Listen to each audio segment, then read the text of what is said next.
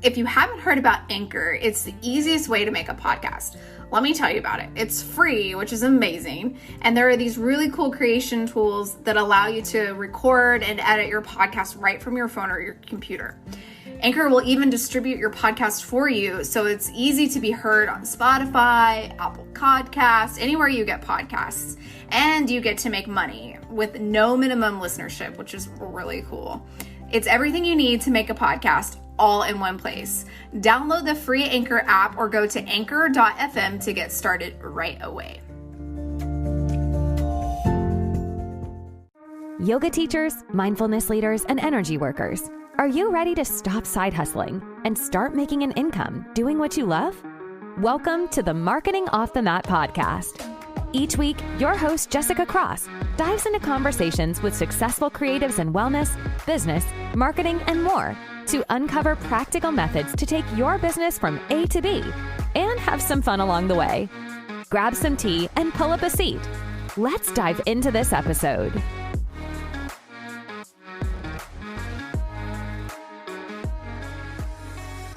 Hey, thanks for tuning in today. This is Marketing Off the Mat. If this is your first episode, thank you so much for hitting play. If this is your 100th episode, oh my gosh, thank you so much for hanging in. It's been such a pleasure to continue to have these conversations and to support yoga teachers, energy workers, and healers, and building businesses that really support them so that they can support others. I'm just so glad that you're here. And speaking of supporting others, we have an incredible support today in Dory Walker. Dory has been teaching yoga for over 22 years. She's the mother of two, a published author. She's also a Vedic chant teacher, a meditation trainer, and she leads global retreats. She has an incredible passion for standing for women and women who teach yoga and making sure that they have the support that they need to rise and really spread their wings and support themselves while they're supporting others. We have an incredible chat on the energetics of a yoga business today. I know that you're going to love her so much, so let's dive in. Hey, Dory, how are you? I'm great. Thank you, Jessica. It's so lovely to be in conversation with you today. Oh my goodness. Likewise. Thank you for saying yes. Thank you for your time. Just so glad that you're here, and I can't wait to chat more with you and for the listeners to get to know you a little bit.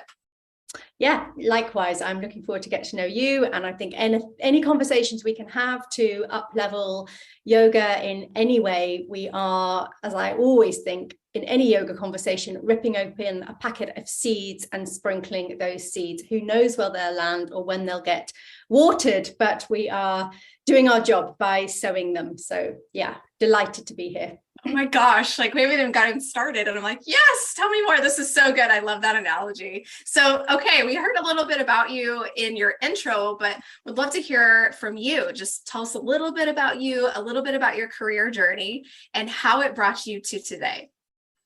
Sure. I always think that the first seed, if we're talking about packets of seeds and seeds being planted, I often think that, maybe lifetimes ago, right? I don't know where that first seed, but my sort of conscious sense of where my curiosity of yoga came in this life, anyhow, was probably from my parents. My mum and dad drove to India in the 60s from the UK, and they converted an old van, and they drove partly because they were into the Beatles, who were into Maharishi, who were into TM meditation, and they were hippies, and like off they went. But one of the things that they brought back with them was the most incredible, inspiring photograph album that I grew up kind of looking over and feeling inspired by. And also, my dad particularly used to chant as our kind of bedtime song, the Maha Mantra. So I remember sort of being snuggled in bed with my dad and my sister and chanting Hare Rama, Hare Krishna. And it was sort of years later, and my dad had a corporate job in the city, and it wasn't like I was living a kind of yoga life at home, right? But there was this seed. And so, fast forward several years, I remember then picking up a book on the bookshelf at home that was about meditation, and it talked about counting your breaths and I remember then sort of taking that on, and on my way to the school bus, like breathing consciously and counting my breaths. And again, then I had a wild teenage years and, went off to college and sort of didn't think about it. But there's these seeds. When I look back, I think there are these seeds. And then when I was at university, I was having a pretty hedonistic time, but also found a yoga class. And that yoga class started, it was like the day that I went to the class, I didn't smoke any pot or have a drink. It was like, I wanted the yoga experience, right? And then it became 2 days a week, and then 3 days a week, and then 4 days a week. And the balance shifted and the other stuff just didn't have a pull so much. And I wrote my dissertation on spirituality and digital art. And I think that started to get me curious in terms of like the philosophy and philosophy. And so as soon as I graduated, I went to upstate New York and did my first teacher training course during 9/11, actually. So that was a kind of crazy time as well. It was like people on my training course had people who were in the towers who died. So the whole course was this cauldron actually of emotion, but also sort of even brought out what yoga is even about, the transcendent piece, the unity piece, the acceptance piece. So anyway, that was the beginning of my training journey. And I had no intention, right, of teaching. It was kind of like I'd finished, I graduated. What am I going to do in my like summer break before I come back and I get a job and my life starts? And so I went off and had this experience that was completely life-changing, like completely life-changing. And I just felt like after that, I got these diamonds, gems in my pockets, and it just felt completely wrong not to share them. So when I got back to London, my regular yoga teacher said, hey, will you cover a class? And kind of like the rest is history. I did then get a job, and I had a job for about 6 months only. And in that time, I started to cover classes and even start to get my own. And 6 months in, that was it. I gave up the corporate job, and I've taught yoga ever since. So then I had a couple of years, and it's funny because I talk to people about this because it was 2001, 2002, it was the era of, of course the internet was there, but, I don't think it was just different. It was flyers and it was just a completely different vibe. It was kind of feeling still like I was teaching in an analog age. It was sort of something quite different. So I was cycling around London, teaching probably like 25 classes a week, bundle of energy. And I did that for about 18 months. And then I went to India and kind of didn't come back. I then had 7 years of being very peripatetic, living between Canada and India and Egypt. And I really feel like that was my yoga university years, that I then just, I was in my 20s and just absorbed myself in practice and study, which was, I just feel like it was a gift, right? Because I was just at that stage in my life where I was ripe. I didn't have responsibilities, and it was wonderful. So I had this really immersive time. And I think my sort of interest in Sanskrit and Vedic chanting was seeded in that time. And so, the time went on, and I was teaching in Egypt. So I'd have a sort of residency job, teaching for a couple of months. I'd earn enough money to then kind of carry on. I was living on an ashram in Canada in the summers. And then when I got back to the UK, or I was starting to get a bit bored out of living out of a bag by the time I sort of turned 30, and was like, oh, maybe I want to kind of, so, something's gonna shift. So came back to the UK, and I think that was when I guess sort of started my yoga business in a way. I had a kind of vision of what I wanted to do. And it was kind of very serendipitous, actually, because I didn't have much money because I'd been doing all of this traveling, but I was like, I'm going to start my own studio. I don't have a sort of, I don't know how I'm going to do that. So what I'm going to do is I'm going to rent a really big 2-bedroom apartment where the second bedroom can be a studio. So I found this amazing apartment where you could get 14 people in the second bedroom, right? It was a beautiful Georgian, it was great. I was like, I'm not sure how I'm going to afford this. And then literally this book deal came out of nowhere, and Octopus Publishing asked me to write a book called The Yoga Guru. And it was weird that the amount of money, so it was a commission, I guess. The amount of money that I got paid for doing this book was like 1 year's rent. So it's like, okay, my year is paid, I just get going, I just get going.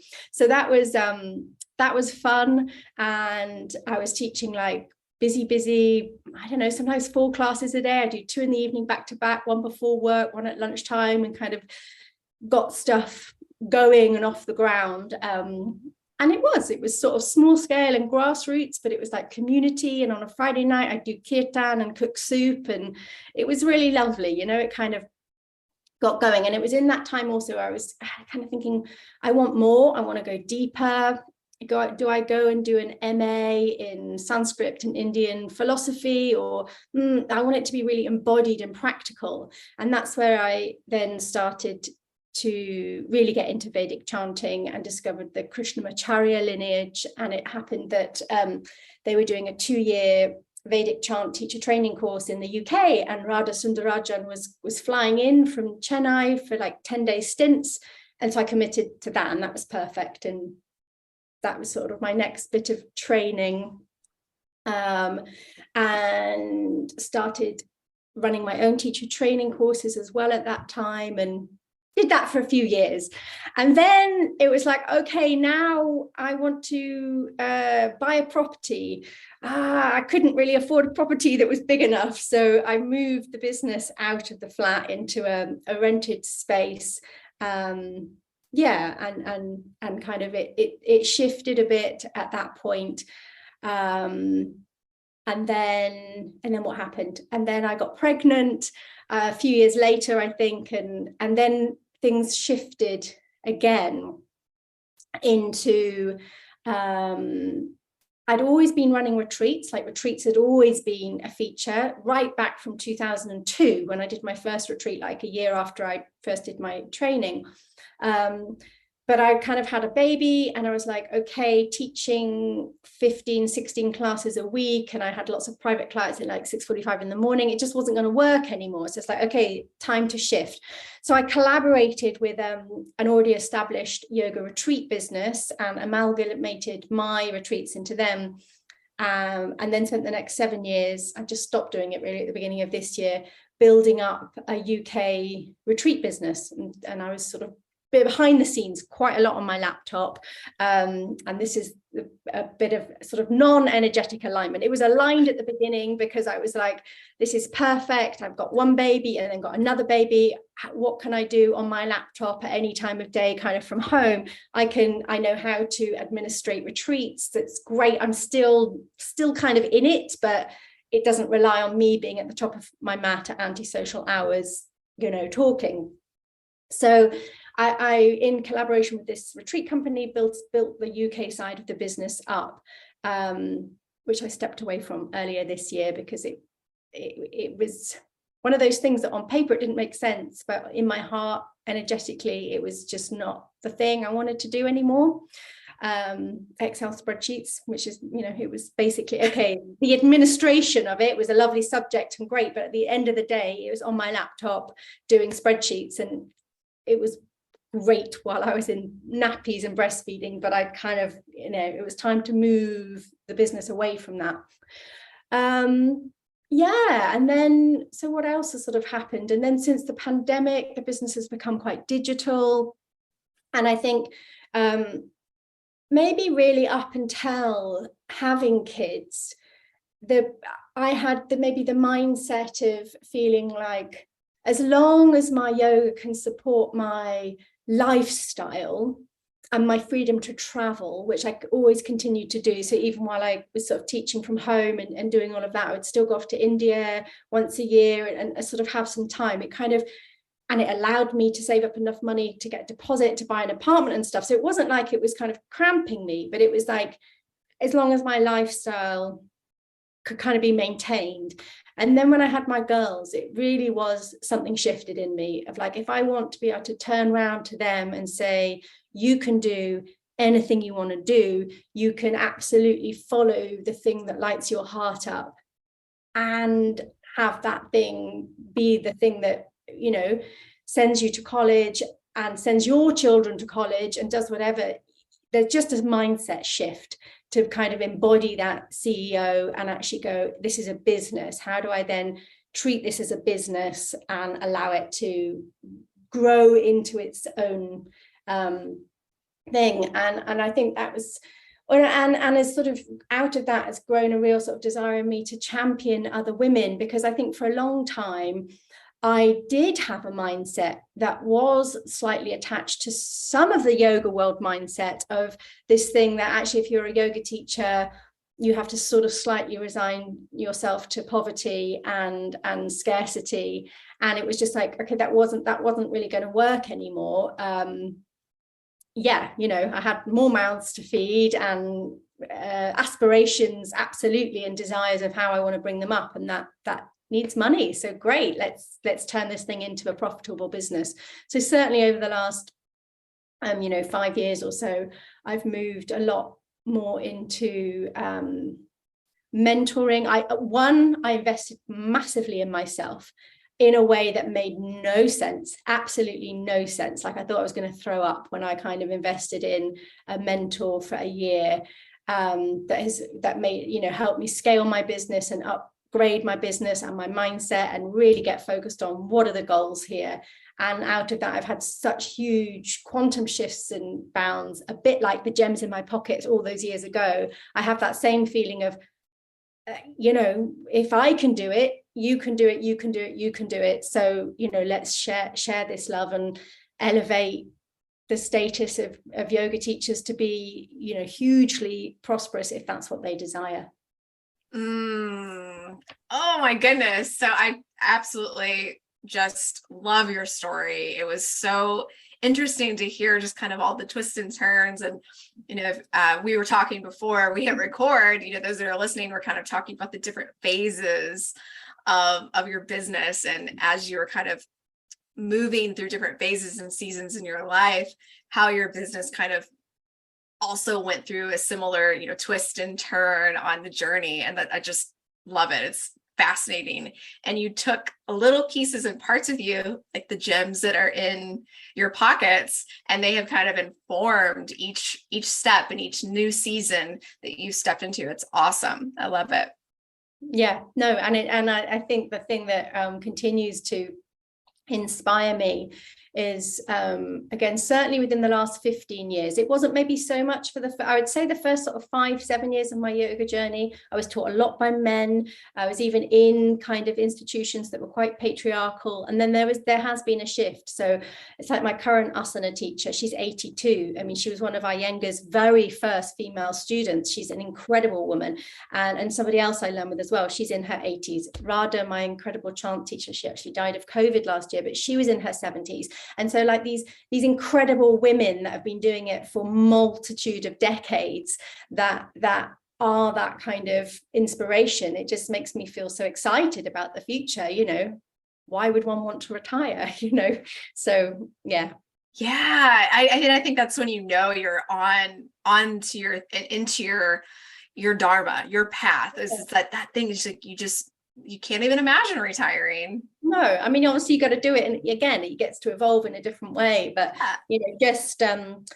just last month, I was in Italy for a few days with Donna Holloman, my main asana teacher, and she's 81. She's still got the curiosity of a child. It's wonderful. There's no, yeah. So we have teachers in a similar lineage, because I've studied with Judith Lassiter, and I would consider my teacher, and just very much the same. She's so grounded and clear, and also so curious and excited about, just what's in front of her. And I just aspire, like #goals. Yeah, exactly. Oh, it's so funny. So, okay. So part of your business, you have moved into, as you're saying, mentoring teachers, up and coming teachers, even probably business owners who have been at this teaching for a while and are looking to up-level their brand and their offerings. And I bet there's a lot of talk about energetics when it comes to running a yoga business. So I feel like that's kind of a buzzy term right now. And so I'm wondering, if you would be able to just kind of break down what does the energetics of business actually mean, and what are a couple of like easily understandable concepts that you could share when it comes to energetics of business? Yeah, sure. So I think, energetics of business, energetics of life, right? It's that piece of alignment. So I think first and foremost, it's often like when we think of the business is an entity in and of itself. Like if we were to sit it in a chair or on a meditation cushion opposite us and say, hey, call it by its name and ask it, who are you and what do you stand for, and what do you want? Where do you want to go? And part of that is obviously our vision for it. And then it's that piece of, are we then showing up and behaving and being in alignment to the goals that we have for the business? Because maybe we say, we want the business to be a six-figure business or a multiple six-figure business, or to be an international business, or to be whatever it might be, right? Whatever it might be. But then to really look at how we are embodied in our life. Like, are we really living the teachings that we're sharing? Are we living in alignment to the things that we say that we're going to do? And I think, this is important in any business, right? Any business, but even more when the thing that you're sharing or teaching is about how you be. So I think that piece is really, really important. And also to kind of look at the energetics of where the business is. And I often think a business is a bit like a child. There's the conception of it, there's the gestation, then we bring it into the world and we birth it, and then it sort of needs to be coddled a bit initially, instead of, it can feel in those early moments of a business like we have to tend to it 24 hours a day, particularly before we can hire any help or get the nanny in to sort of help us at the weekend or whatever. And then it has adolescence, and if it survives, it goes into a maturation process. So I think also just to, a bit like being a young mum or a young parent, or not young or old, doesn't matter how old you are, but having a young child, to kind of know where you are in that process, so that you can give it what it needs, the nurturing that it needs, knowing that it's a marathon, not a sprint, so that you can also schedule in time to rejuvenate yourself, so that you have got that eagle vision. I often think of Garuda as being a really important kind of companion in business, so that we've got that eagle eye vision, so that we can see where we're out of integrity, right? Because I think that's the sort of real piece of knowing when we're, true energetic alignment is that piece of who we are being, who we say we are, and what we say we're here to do. So it's not so much about what we're doing, but how we're being, when the door is shut at the end of the day, because that really affects everything. One of the maps, and it's actually a course that I'm doing soon, but one of the maps I think is really useful, and I offer to my students, but particularly to the people that I mentor, is the Purushastras from the Vedas. And that we have these 4 goals in life, and in a way we can also think about the health of our business in terms of that as well. What is the dharma of the business? What is the purpose of it? What is its coding? And then knowing that it's also got to have that art of it. For it to be a business, it needs to have prosperity goals and pieces around it. And the kama is that sensuality and our pleasure. Like, are we actually enjoying it? Because if we're in a place where we're kind of in resentment to it, or starting to feel like we're living for the weekend, or we're living for retirement, particularly when we're in this kind of business, we know that we're a bit out of energetics. So I think, if we can have that relationship to our business, that it's like a lover, it's like a child, we want to tend to it, we're not overly attached so that we don't know how to kind of check out for the weekend and take a break, but that there is this desire to kind of grow in intimacy with it. And then obviously the last Purushastra is the moksha, the liberation. And I think for me, whenever I'm teaching, or is just to just bring people always back, what is yoga? What are we doing here? And does the alignment of the business, the messaging, everything that you're doing, is it leading you not only along the practice, the path, but also to that goal? And when we are remembering to show up, remembering who we are, and in that embodiment be a signpost for others along that journey, we're in alignment. And if we get, if we've kind of lost that and we're just in reaction to, oh God, what's the next fad, or this or that, and we've lost that integrity, that can often be a sort of sign that we're out of alignment, I would say. Ooh, so good. If you're at home, maybe you're scribbling down some notes. If you're driving, wait a second and re-listen to all the things that Dory just said, because that was so good. Like, I just love the parallels that you made to, the gestation process, and then also to Garuda, and having that eagle eye sense, the higher view, if you will, of, what's going on energetically in your business. And all of that makes so much sense. Thank you for breaking that down for us. No worries. Yeah.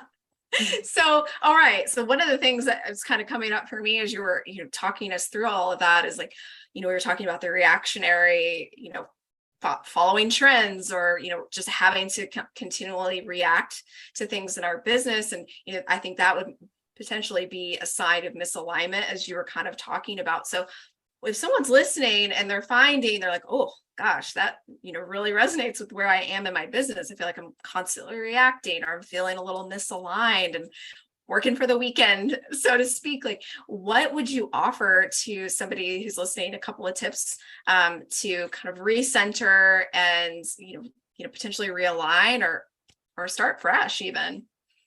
Yeah. I mean, I think one of the things to come back to when we get a bit discombobulated and a bit fried and a bit kind of just, engrossed in the sort of doing, because there is a lot of doing when we're running a business, particularly if it's in that sort of startup phase, is to come back to the why. Why are we doing this? What is the bigger vision? What is the why beyond the why even? And to sort of allow ourselves to dream into, what is that bigger picture? Because that can really, really help then being motivated and staying the course.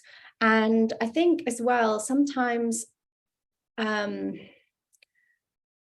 we live in a culture now, a global culture of constant acceleration, constant instant gratification, that sometimes we also, we can feel that somehow the yoga practice has got to be an extension of that. And we've just got to kind of keep changing it up all the time to keep people interested, when I would feel quite passionate about actually our job is to allow to hold people in a container where they can actually learn to concentrate, and in that sort of pierce the eye of the needle into themselves. But anyway, that's a sort of another story. But to kind of to really come into alignment with the why, and the thing that they're really passionate about.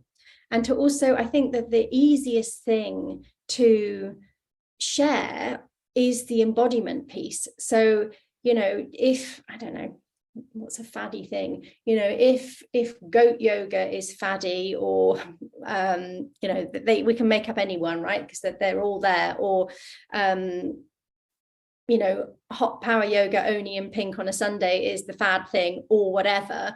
If that's not the thing that really charges you up, if you're just in it for a business idea, there's easier ways, get into real estate or do something else if your main thing is that. But I think when we're bringing ourselves and our passion into it, it's that first and foremost of like, look at your day, look at your week. One, Are you practicing? Because I think this is one of the things that I see so much of people get sort of spat out at the end of 200 hours and then think, right, I'm going to start a business. And then all about the business before they've actually gotten an embodied practice, which is also why I think mentorship is so desperately needed, particularly for people that, you know, are in it for the marathon, and not even the marathon, it's an ultra marathon, right? And it's an ultra marathon on an ultra marathon on an ultra marathon. So we do need trainers, and we do need people cheering us and people nourishing us along the way. So but I also think, just even in sort of sharing my story, is to look at what are your core values in life, and then does the business allow you to do that? You know, if your top thing is being able to be a digital nomad, your business model can totally support that, but it's going to be different than if your top value in life is always tending your veggie garden, in which case, you know, finding a town that's crying out for yoga might be the thing. So it's also, I think, kind of looking at that alignment of what is particularly true in the era that you're at in your life. Yeah, and I think you're such a beautiful example of that. And the story that you have is just kind of, you know, reassessing, you know, as each season and each era, as you're just describing, kind of comes, and you take in what it is that, you know, is directly in front of you. You know, when you were having kids and how things needed to shift, and now that you're shifting into the next phase, just kind of listening to into what it is that you need. And I love what you're saying too about trends. And I think it is, you know, I think we're seeing a lot of that right now, and we probably will continue to, where, you know, folks kind of get into it for the I don't know if wrong's the right word, but wrong reasons, thinking that, you know, this is going to be a big, you know, money maker for them. And as you were saying, there's way easier ways to go make a big buck, like real estate or literally anything else. It's like kind of looking at the thing that lights you up. So I've got a friend who she teaches baby yoga and baby massage, and she has a hugely successful business.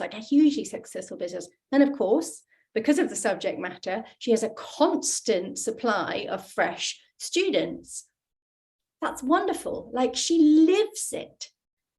It would be the last thing I would want to do. You know, you could look at that as a business model and go, but that's, you know, so if you want to sort of say knowing your niche, but it's about knowing your passion, you know. So for me, at this point in my career and my life, you know, like, I love working with yoga teachers, with other yoga teachers, or dedicated students. Like, you know, I want to get right in, and I want to get, you know, onto the meat of the bones, and I also want to sort of help other people. So it's not that I don't enjoy teaching a beginner's course anymore, but I kind of have done a lot of that for a long time. And actually the thing that really excites me is rolling my sleeves up and helping other people fly and doing that. So I think it's also that's the alignment piece, because that's going to energize you, as opposed to looking at, ooh, yes, there's always going to be pregnant people and babies, so that's a really good idea. That's a really good idea if that's the thing that you're going to wake up dreaming about. But otherwise, it's not a good idea.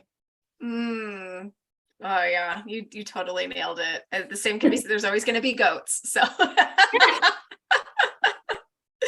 yeah, I love that, and I love the you know, feeling energized piece and excited, because as you were saying, that your friend's idea is great for her and energizing for her, is not the same experience for you, which it wouldn't be for me either. We all have something that's driving us. We just kind of have to get underneath and, you know, take a pause, lean more into, you know, our being side, and see what that is, that small whisper that says, ooh, that's exciting, I want to do more of that. Because let's face it, sometimes it's going to be hard, and sometimes it's going to be hard because life happens and stuff happens, and sometimes we just have, like, you know, a bad mental health day, like, we're human. So it's like, it's least if we're sort of doing something that helps us kind of spring back from that the next day, or bolster us along, or makes it easier to show up in our professionalism, because that is what running a business is about. like I say, life is going to happen, and there might be times when we feel like we don't want to show up, but we do because we're professional and we're running a business. But so I think that piece as well gets to be talked about more, because I think sometimes when people think like that's the energetics of the business, right? Like when you're behaving as a CEO or you're respecting the business, you don't just kind of, shut it up or walk away from it. Well, you can, but you have to think about it again. It's this child, it needs to be fed, it needs to be tended to, and it needs to be nurtured so that it can blossom. And that doesn't mean that you have to be at the front of the helm all the time. So yeah, it's another piece of it. Yeah. One of the things that I think people often say, what would have you done differently? I mean, one of the things that I think if I went back in time,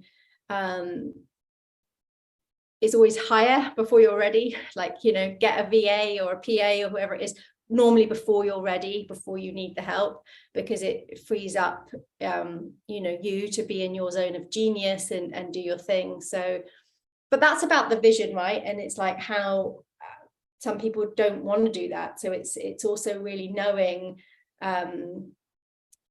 where what you want from it, and whether it's a business or a high side hobby, or there's a difference, right? And I think when you allow it to mature into a business, you then also get to how does a CEO of a whatever kind of business show up and behave? Where do they go? How do they speak? What do they say? And it's that piece of embodiment.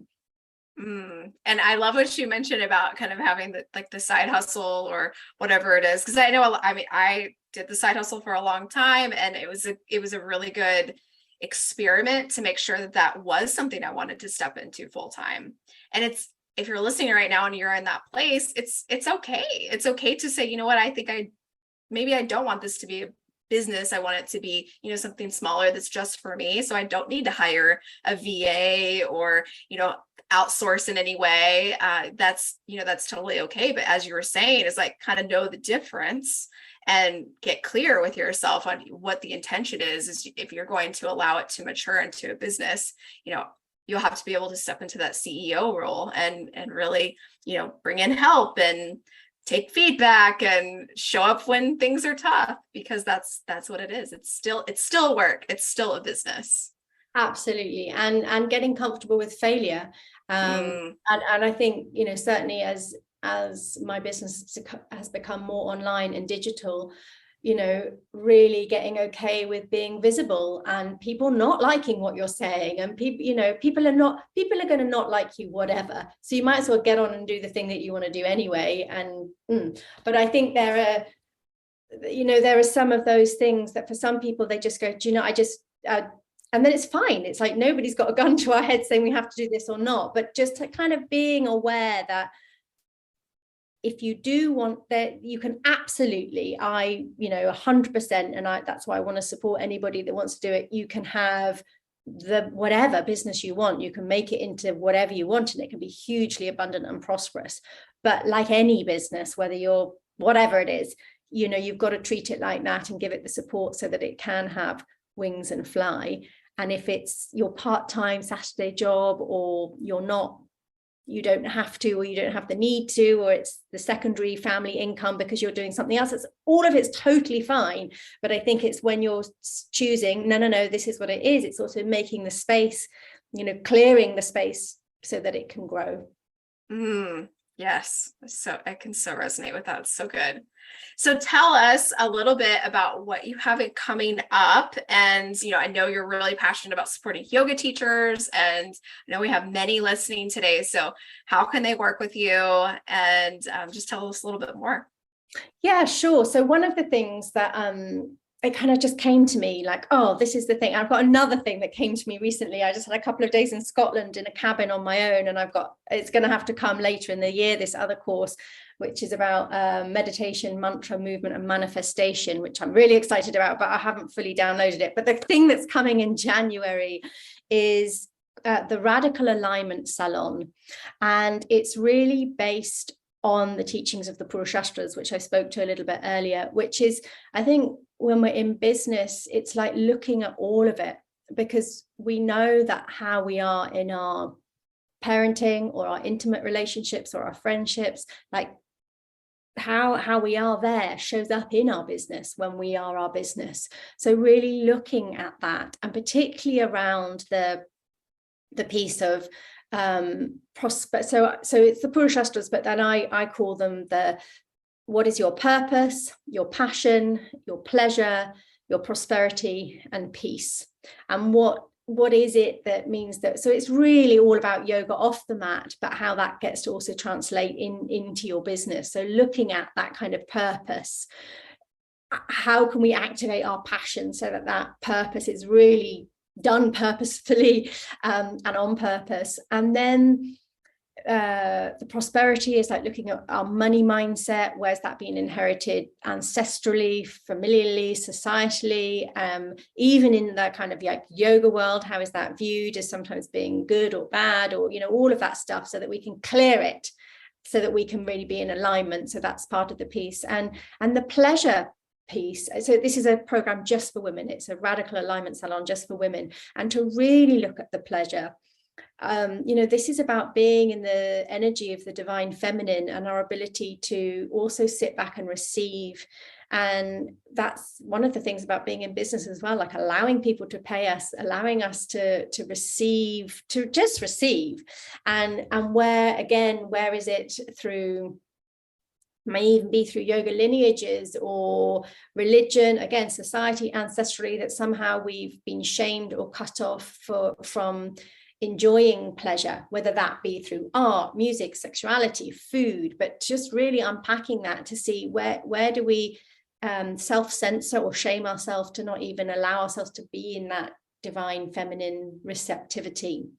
And the alignment piece of the purpose, passion, prosperity and pleasure is really then our ability to be in transcendence and to enjoy peace. So I'm really excited about it. It's a 4-month container, and yeah, really about kind of yoga off the mat, like how does all of this, and particularly if we're in business, how we then be that yoga off the mat affects how we show up in our business. So that's one thing. And then the other project I have got coming up, I myself have been in a women's, it's not exclusive to yoga teachers, but it's a women's mastermind for the last couple of years. And it's been so amazing to be with just badass kind of mums, not mums, but women who are just kind of like absolutely nailing it in business, claiming it, you know, they bring everything to the table. And I was really wanting to, create a space for yoga teachers to have that, like a space where people can be celebrated and uplifted and championed with energetics, with strategy, with some kind of nuts and bolts stuff as well. But I think, you know, environment matters, and particularly when we're going down a path that is maybe unfamiliar, or there isn't a rule book and there isn't a, you know, coded way of doing it, that actually having people along our path that champion us, because, you know, I know how hard it has been when people, you know, throw their doubt into the ring for you, or and even just in the yoga world, there's so much sort of, there can be sometimes not support or whatever. So actually putting yourself consciously in a place where you're going to be 100% supported, as well as kind of have your blind spots reflected back to you. So I'm very excited about, and that's Emergence. It's called Emergence, and it's a 6-month mastermind space. Oh my gosh, that all just sounds so yummy. I love your like the way that you describe things, also talking about just the whole subject of the episode. You're so in your purpose, like you're excited about these things.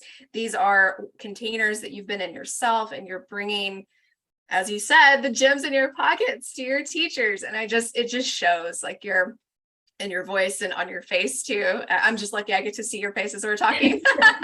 It's just so good. So we'll definitely put links in the show notes for folks that are listening. If you guys are interested in that, you'll have access to it too. And then how can we hang out with you? Where can we find you online if we want to connect? Yeah, sure. So I'm on Instagram in 2 different places at Yoga Coutier. And then also I am Dory Walker.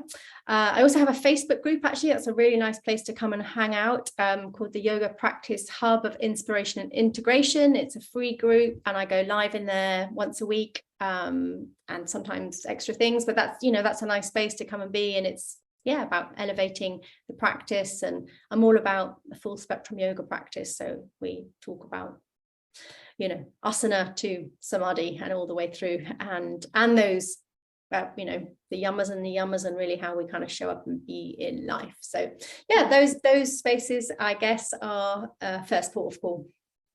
Perfect. We'll include those as well. And I'm just so grateful again that you came on today and shared all of your wealth of knowledge in the energetics and yoga business. And we're just so grateful to you. So thank you. Really my pleasure. It's been lovely to connect, and I hope we do again. Me too. Thanks. What a fun chat. I absolutely love Dory. I'm so glad that you hung in with us and listened to her incredible story and took a little bit away with you on understanding the energetics of business, and specifically a yoga business. It was such a nourishing chat for me too. So go give Dory a follow. You can follow her at I am Dory Walker. You can also find her at yoga.couture. That's Kutir. If you're interested in hanging out with her some more. Also, we have links in the show notes to the 2 programs that she mentioned. So go give her a follow. Check out those programs if you're looking for some additional support. I know that you will love getting to know her just as much as I did. So let me know on Instagram when you get a second. Send me a DM at jessicacross.co. What did you think of this episode? I would love to know your thoughts, and if you have anything to add to the conversation, or maybe something you'd like to hear or see in the future. I'm always open to your ideas, and I hope that you took a little something in your pocket, the gems that we were talking about. I hope that you got a gem or 2 to take with you and support the next right step in your business. Thank you so much for being here. Sending you so much love as always. Until next time, keep showing up. Thanks for listening to the Marketing Off the Mat podcast, and give yourself some gratitude for taking action in your wellness business journey. Please share this episode with someone you know who could use a fresh dose of inspiration. And we'd be thrilled if you would rate, review, and subscribe to Marketing Off the Mat on Spotify, Apple Podcasts, or wherever you get your podcasts. Want to share an idea with Jessica? DM her at jessicacross.co on Instagram to continue the conversation, or find out how she can help you take the next right step in your business. Until next time, stay inspired and keep showing up.